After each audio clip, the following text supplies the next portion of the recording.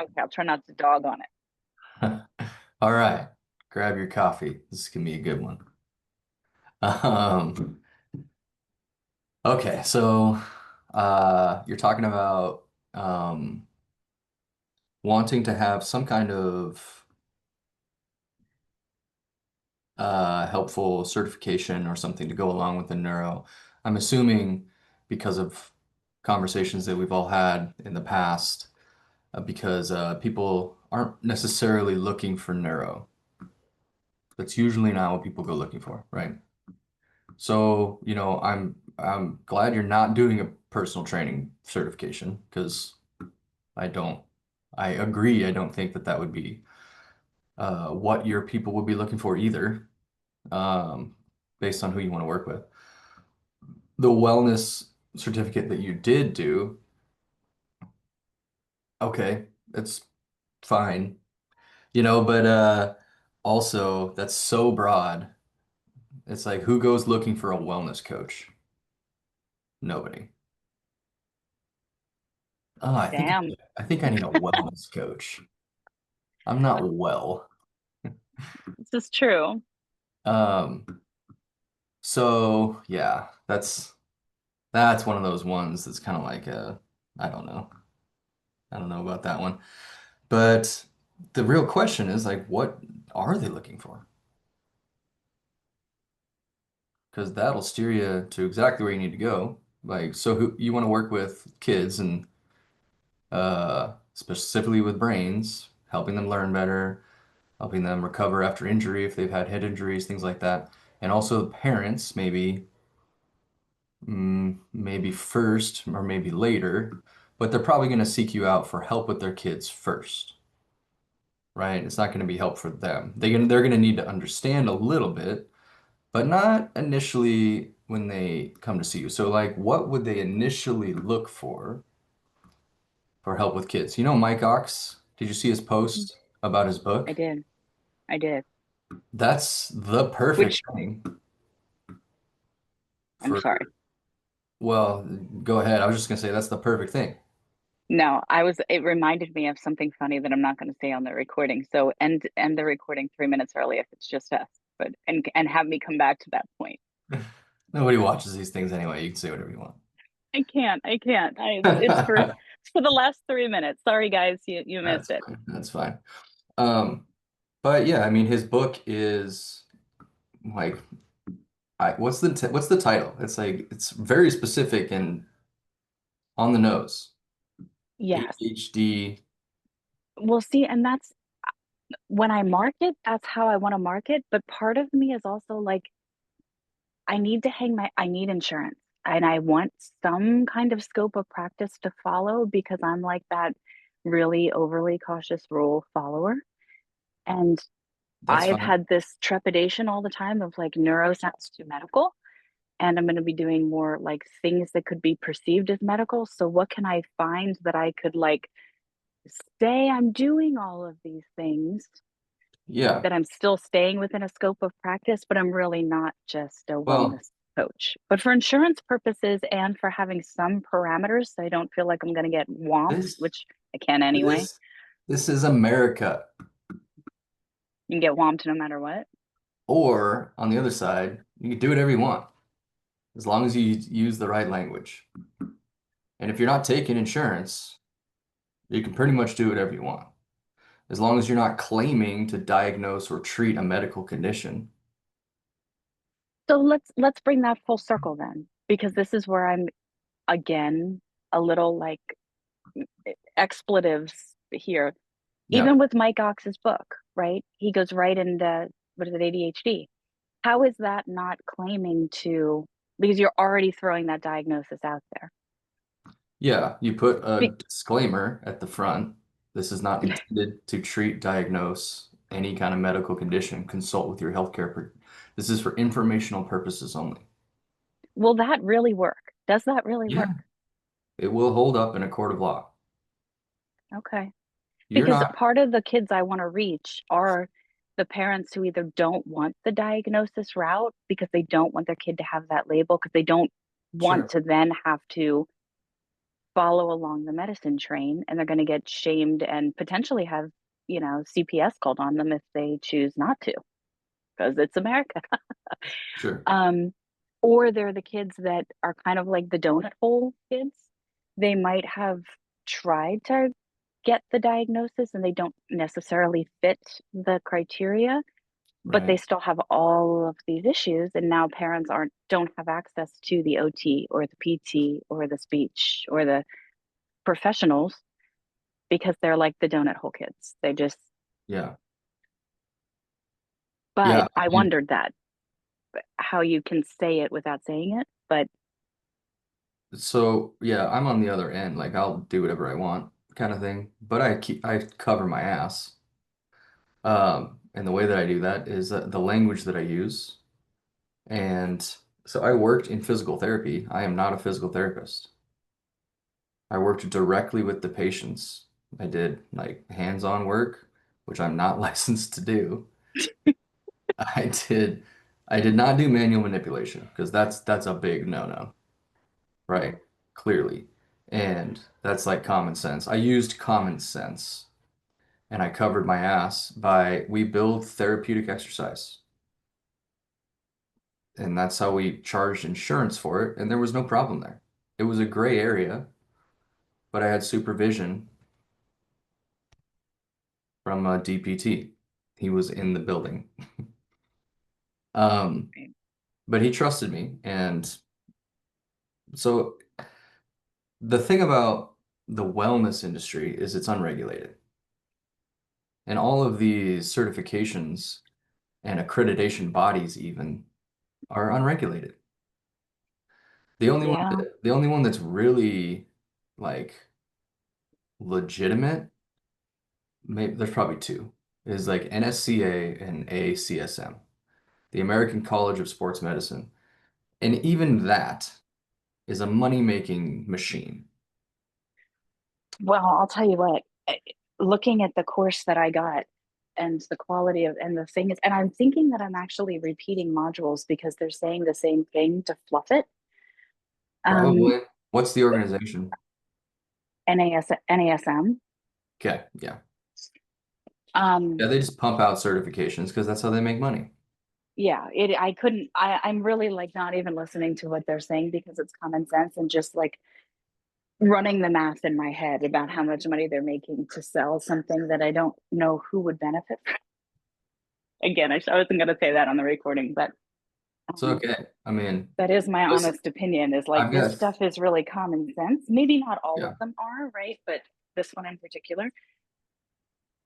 I've got 30 letters after my name. You know which ones matter the most? The ones that aren't even there. Because I got no letters from being a neuro certified coach because it's not accredited by anything. Yet.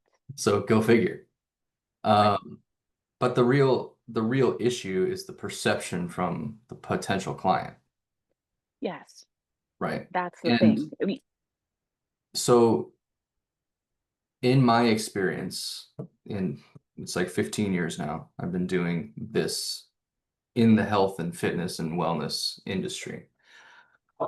In my experience, most people don't care. They don't care if you can show them results. Even if you have one case study, even if that's just yourself, if you can show them the results, then that's what they care more about, more than the letters after your name. Like really all you need to do, talking directly to you, Kate, is have a conversation with them. If you can have a conversation with them, then they're gonna know, like, and trust you. So it's like, how can you just get a conversation with them? You don't need the letters after your name. Um, some people they know, like, and they trust you sooner if you have all those letters after your name. I don't because I've met people with way more letters than me that are complete morons. no. I've met many MDs that are complete morons. And that's like what the gold standard. Okay. as far as letters Yeah. after your name go. Even Yes, too. PhDs, MDs and PhDs I've met, morons. And you know, it's like anything. There is a spectrum, and the letters after your name are just supposed to indicate that that's a higher quality individual that has a higher quality education. But in this day and age, when information is free everywhere, anybody can have Yeah. that education if they are diligent and go looking for it. Some of the smartest people I know, um, I would say it's about 50-50 on whether or not they have a PhD or not. Half of them do, half of them don't. And the other half, like of the PhDs that I know, half of them are very smart and well spoken, and I would trust them in their specialty. Outside of that, I don't know. But half of those PhDs just got the PhD for the letters, and then they just still just go out and just spouse all this bullshit that just is ridiculous. No, So it's really, it's really a crapshoot. Um, it's some it's of funny. the, It makes me think of something Andrew said in the Neuro Plus call when he was talking about like it's going to ruin you from like at least half of the people that you followed or looked up to or took information from, like the yeah, neuro lens. And he's not wrong. I mean, I don't know if I'm the only one that's like yelling back at people on podcasts. No, what do you? yeah, yeah, Yes, 100%. like to everything you're saying, it also puts um yeah, sometimes it's helped me too start looking at those letters a lot differently Yeah. behind people's credentials. And so it's like you should only take a certification and get letters, like if that's your goal is to get letters, if it is going to increase the trust substantially. Like nobody cares if you're a wellness coach. Sorry. Nobody cares if you're a life coach. Sorry. Like people call me a life coach all the time. I'm like, what do you, don't call me that. Please. Don't call me that and don't call me a personal trainer. I hate those. But that's honestly what I get called more often than not because I think that's just people's default, what they're most familiar with. And then Yeah. it comes with a whole bunch of stigma um, and stereotypes. That's what I don't like. But, you know, um, So what do you call yourself? What do you call yourself? oh my God, I don't know. I mean, is it neuro trainer? Because we've had this conversation that the word Yeah. neuro is a bit of a like, I think it's going to find its place. I just don't think it's there yet. I still don't have a really good answer to that. Sometimes I say neuro coach, neuro performance coach, neuro trainer, um, sometimes just performance coach. Sometimes I call myself a brain coach because that seems to land for some people better than neuro coach. People think Yeah. neuro, they don't even know what that means. But Right. brain, but then they tend to separate brain from body. So Mm-hmm. they think, oh, you're doing like neurofeedback, meditation, crossword puzzles, Sudoku. Right. I'm like, no, I'm not doing that. Um, This was this was my nerd name. Um, well, I can't even spell it. I'm having trouble today. Um, I can't even. I had soma and, with like the plus sign, mhm. um, synapse, like the brain and body connection. I thought that was classy, and also, um, I don't know, but you have to be like a super special nerd to even Yeah, understand that. it's cool, but nobody's gonna know what that means. Exactly. Yeah. Or they're gonna be super nerdy or super woo-woo. Yeah. Yeah. I Yeah. fall on one side of that, not on the other. Yeah. So it's tough. It's tough. Um, I feel like pl places that have done it well, like the Brain Gym, Mhm. that's a good name. It's a great name because it is like brain, obviously, so the neuro, and then the gym, which people think of Movement. as exercise, movement, Hmm. physical. And so it's bringing the two worlds together. It's like that's a really good name. Um, so but like for that organization, because they tend to work with kids, right? That's their main. I don't remember who or what organization does that. They wrote that book, right? That's where they started. What was Hmm. the Yep. book? Like 28 or something different drills, Yeah. exercises for kids. Yeah. They focus on kids with learning problems or neurological, um, atypical neurological kind of conditions, stuff like that. If I really wanted to tick people off and have people dislike me, I would really stand on my soapbox is getting taller in the neurotypical. Are our brains becoming more neurotypical and the diagnosis is coming with it that keep amping up, or has the world just gotten more neurotypical and we're making more compensations to deal with a world we were never actually intended to live in? I mean, all of the things that we do are so against human design. Yeah. Being stimulated all day, sitting all day, Hmm. mm, bombarded with all these things. I mean, even what we're exposed to going in a car. I mean, we're never really designed to go 60 or more than four, really. Right. Like I don't know. I'm becoming a little cynical over here with the stance of like, really, if we could unwind some of the things that we're doing, I bet we'd see a whole bunch of compensations, Yeah. neurotypical compensations Yeah. I think go you're away. maybe some of them. I think it exacerbates things for sure. I think there's still something going on physiologically that's affecting the brain um, early in life. And a lot of common threads are like gut dysfunction and endotoxin in the body, which disrupts brain function. And then, Which is also environmental, right, yeah, yeah, I don't think any of it is genetic.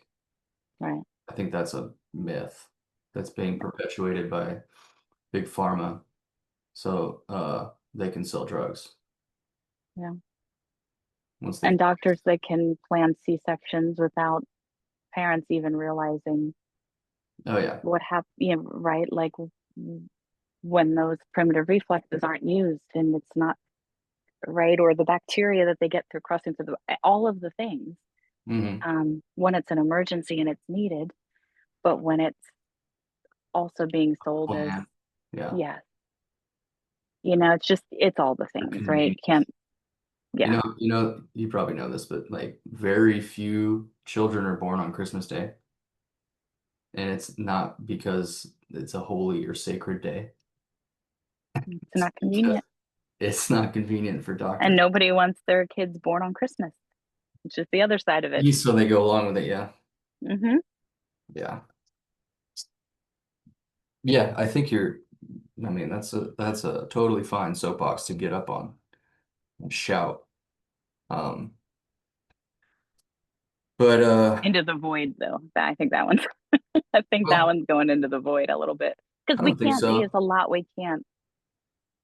there's a You're lot we gonna, can't undo, but I think there's a lot we can undo, there's a lot we can. more than we even realize, Yep. especially when you start adding in the work that you're doing and I'm doing. with, you know, healing metabolisms and guts and stuff like that from the inside out. Like, remember, I mean, I was thinking about this the other day. The body that I am in right now, at this moment, has never touched a drop of alcohol. Never. Because every cell in your body turns over every 7 years. This is true.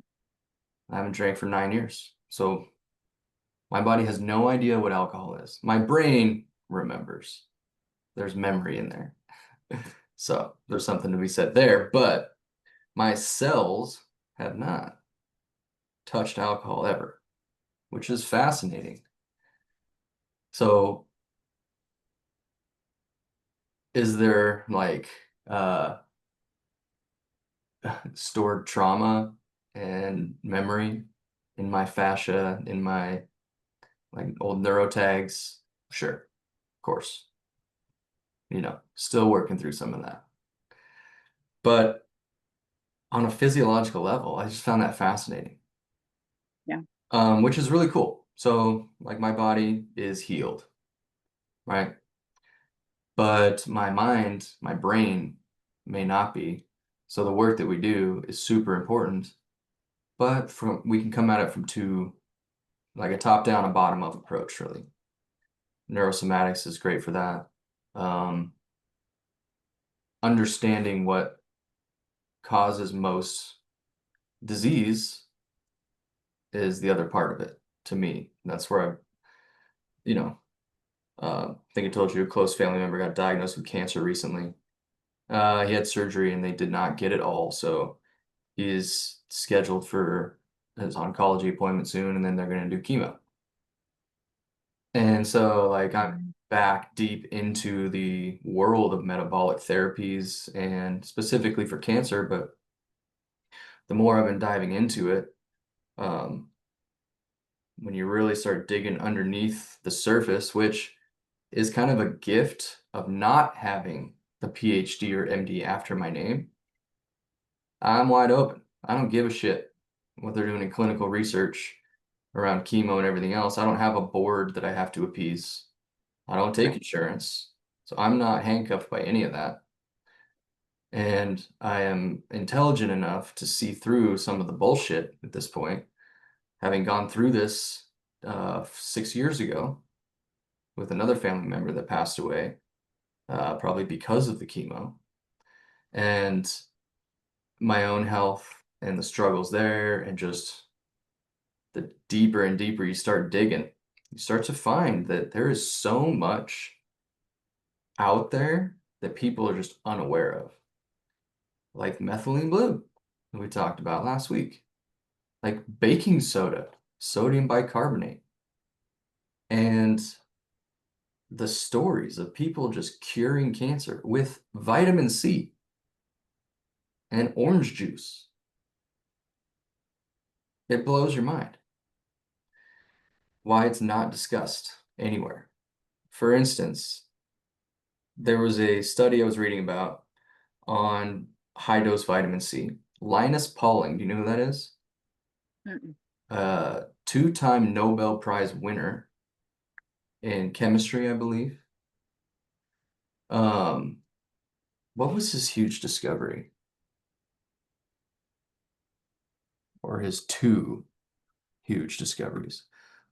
Quantum chemistry and molecular biology. So in 1954, he won the Nobel Prize in chemistry for his research into the nature of chemical bonds. And in 1962, Peace Prize for his activism against nuclear weapons testing. Anyway, this guy won the Nobel Prize twice, studied vitamin C on cancer patients that were terminally ill, stage 4. They were going to die.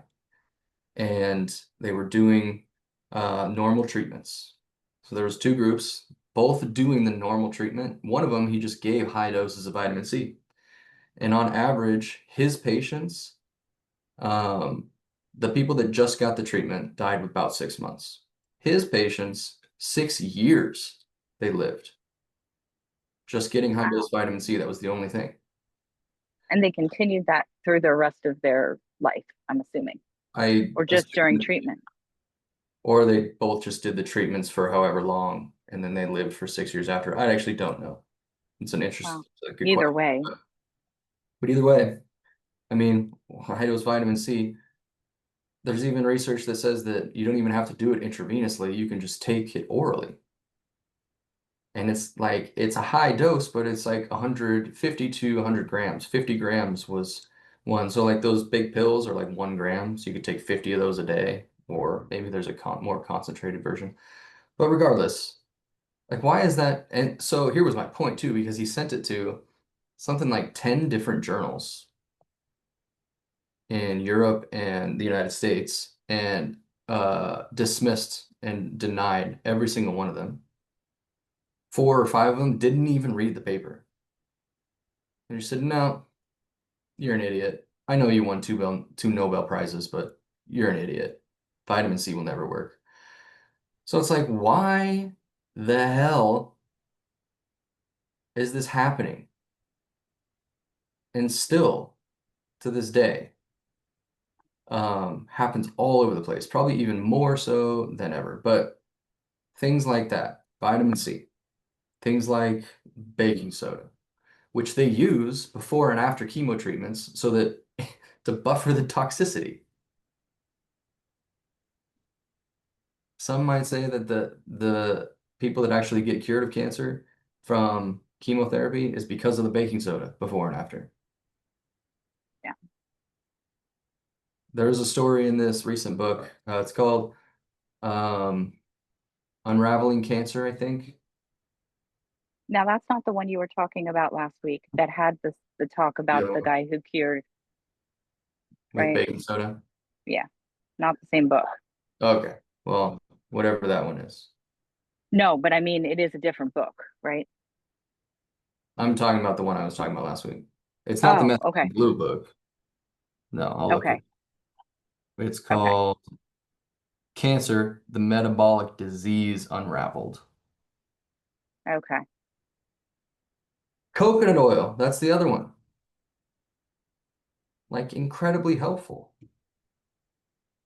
But will it ever be discussed or studied? No, because it's not profitable.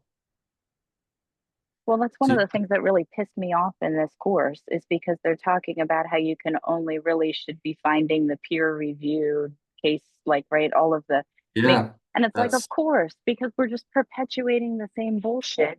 And if somebody comes out with something and it's not right, it immediately dismisses out of hand all of the natural herbal homeopathic remedies that have been used for yes, eons.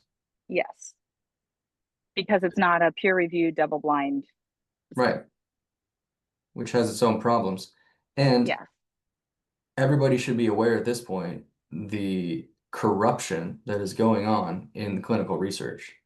yes, Whether it's the, 5,000 studies on Alzheimer's that have been retracted because of falsified results and just blatant plagiarism and copy pasting graphs. There's one specific researcher, I forget his name, one of the most prolific researchers in the space. And like a large percentage of his studies have been retracted because he was found to literally be copying and pasting research, yes, just laziness. And also, I mean, I'll give him this much benefit of the doubt because of the way the system is set up. Like you have to be pumping out research and you have to be getting the results that they want because that's how you get funded. I get right. it. You got to survive too, but you're really compromising your morals and if you have any. Yeah, really. So like we have to be aware of that. There's so much corruption going on. Look at all of the BS coming out around vaccines right now. It's insane. Like, I'm so glad that I did not get any of my kids vaccinated because it was a hard decision. I'm super lucky that I did it. I had kids at a time when the information was starting to come out because 2 years anytime before COVID, I would have vaccinated them, no question, all of them. Yeah, give them all 90 Right. vaccines, please. Can we just do it all in one shot? Sure. Insane. Yeah. I mean, you think about how old my kids are, and my first son's 25. Like when I asked for his vaccines to just be broken up, like I wasn't even questioning having the vaccines, but common sense told me I want them like spaced out, Yeah. right? For reaction purposes, for just the taxation on his body. Hmm. I was like the biggest Karen problem bitch of all time, Yeah. right? But I didn't know any better, but I was going off of instinct, like this kid, this tiny little body, Yeah. but yeah, I mean, you're right. Like information has changed a lot since COVID And around those. just the the awareness now that you just how do you not see the gaslighting that's been going on and the straight up lies that we've been told for so long? And when you start digging in, like what really sealed the deal for me was I read the book Turtles All the Way Down. Have you read that book? Mm-mm. Fascinating book about vaccines, written anonymously so that they wouldn't be singled out and torn apart. Because that's what always happens when Yeah, anybody speaks out about it, is that they don't have an argument because it's the truth. And so they start to tear apart somebody's character and they go yeah, after the individual, like they've been doing to RFK for a long time. And like he's just like I really respect his I don't agree with everything that he has ever said, but I really respect his gumption and courage after his dad and uncle were both murdered to step up and say things that need to be said. So we could all, I mean, I personally could take some serious notes, in just my small little sphere of influence about taking stands on things. So you talk about getting up on your soapbox. Like, if you believe in it, then you kind of have a responsibility to those people that are hurting and suffering. yeah, And that I'm talking to myself too, 100%. Draw that line in the sand. And what's interesting for me personally is like, I really believe in all the neuro stuff. It's helped me tremendously. It's helped a ton of my clients and everything. But the more passionate stuff is like the health related stuff.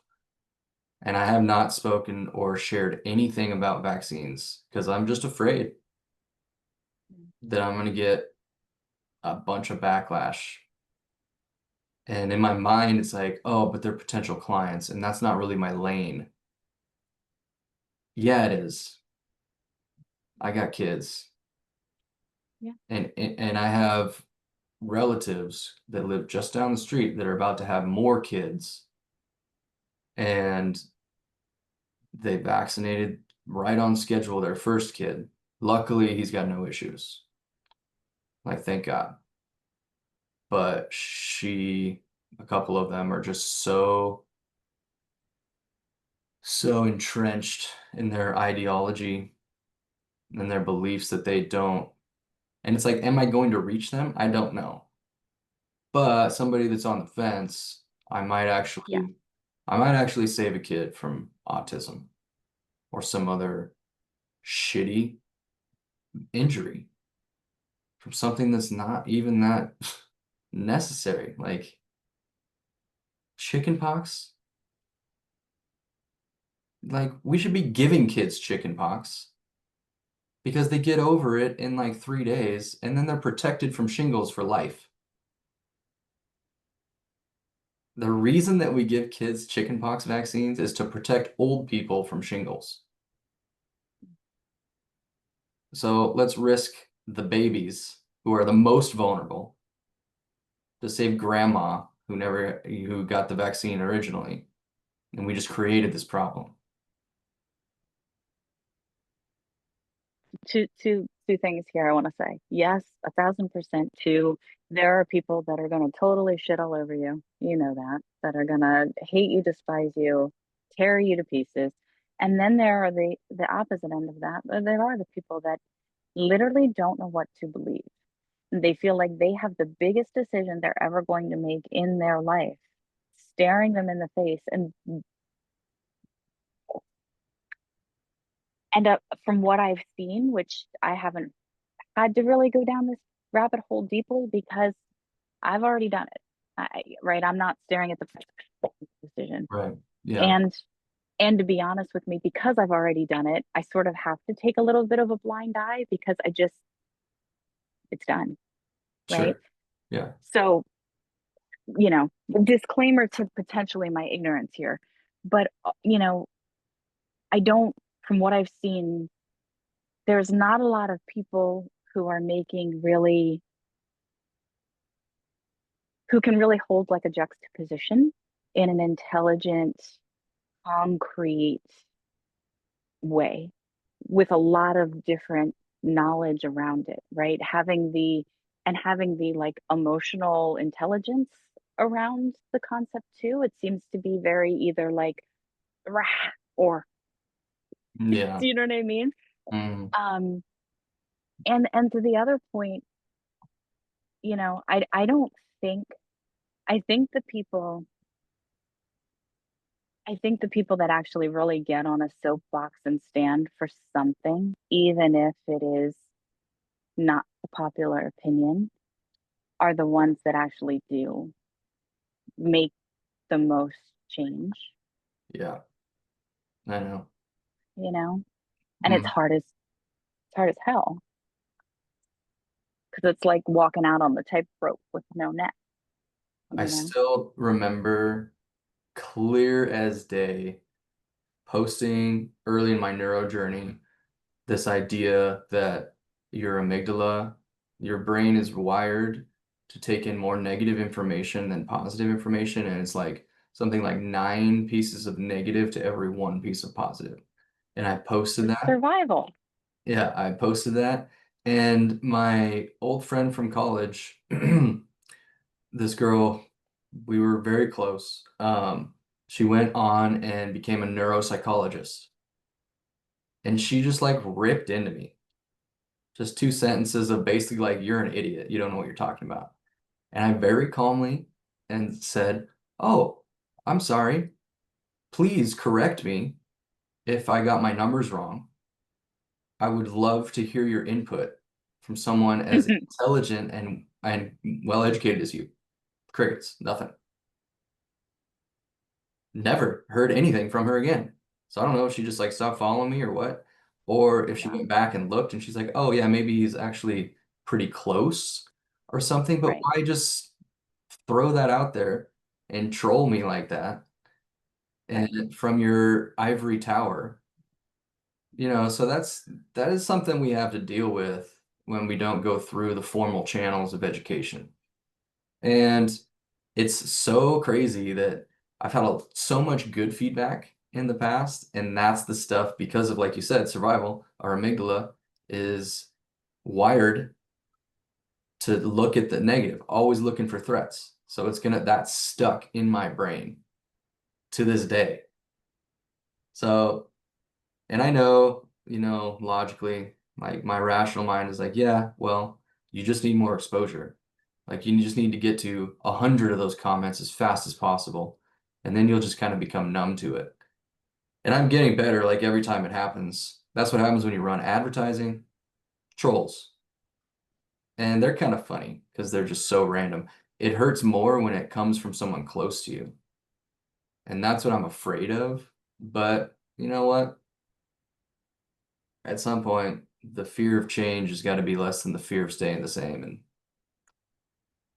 the fear of staying the same is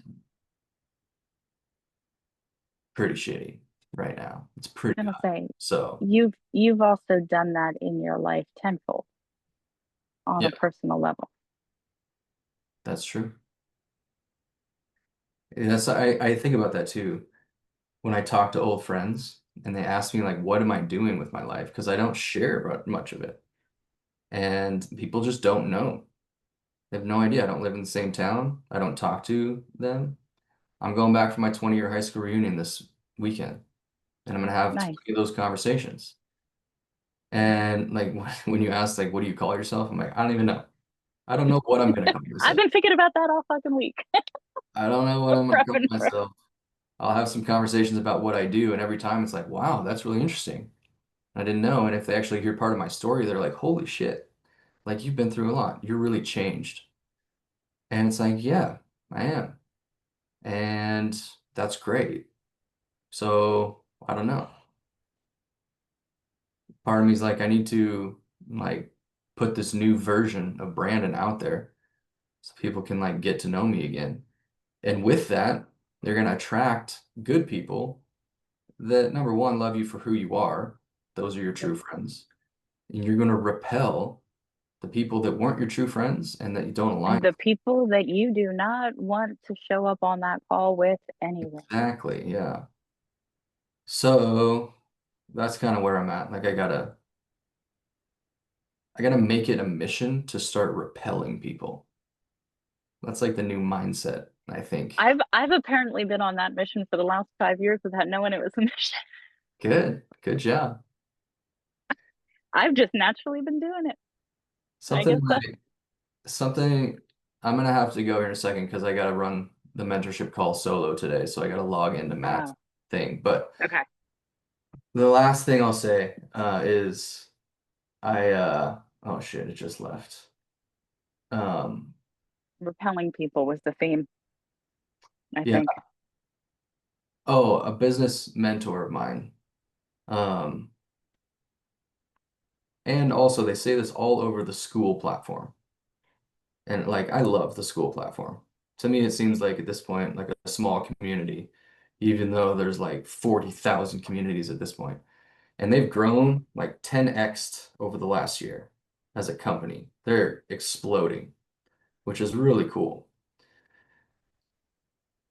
A lot of the talking on there about starting a community is like you don't need 100 people. You need 10. You need 10 super engaged people. That's all you should be looking for in the beginning. And I like think about that when I think about social media, email list, whatever. I'm still looking. Like, um, I have a few. Like you show up to these calls all the time. Um, Joe was super engaged there for a minute, and then I don't know where he's off in the ether somewhere. He always comes back around. He'll be back. He's He'll be Joe. back. But, it's like if you can find 10 really engaged people, your community will thrive. And there will be 100 lurkers that just watch y'all engage and get Right. tremendous value out of that. So I'm trying to really focus on that right now, just finding the 10 people that consistently show up that I can have conversations with. And I can show up for those people, and then everything else is just great, gravy. It's kind of like Kevin Kelly's um, super famous like letter to himself or something about um, his was 1,000 true fans, and he's talking to like massive people with 100,000 following and whatever. He's like, none of that shit matters. What really matters is the 1,000 true fans that like when you put out anything, they're gonna buy it. That's all you need. Out of 8 billion people, if you can get 1,000 people to really like you and your stuff, you're set. And the more authentic and passionate you are about whatever you're talking about, because it's what you're really passionately Yeah. researching, digging into, not just the stuff that you should be teaching. Yeah. True. Well, at the end of the day, I still bought a wellness coaching certification to bring it back full circle, and I'm ashamed of myself, and I'm going to finish it because It's all good. Yeah, I just bought it. finish it. You'll be a certified wellness coach. Yeah. Next part, get insurance. But if you've got to go, end the recording so I can tell you the funny thing about my cocks. Oh yeah. All right. Bye, guys. To the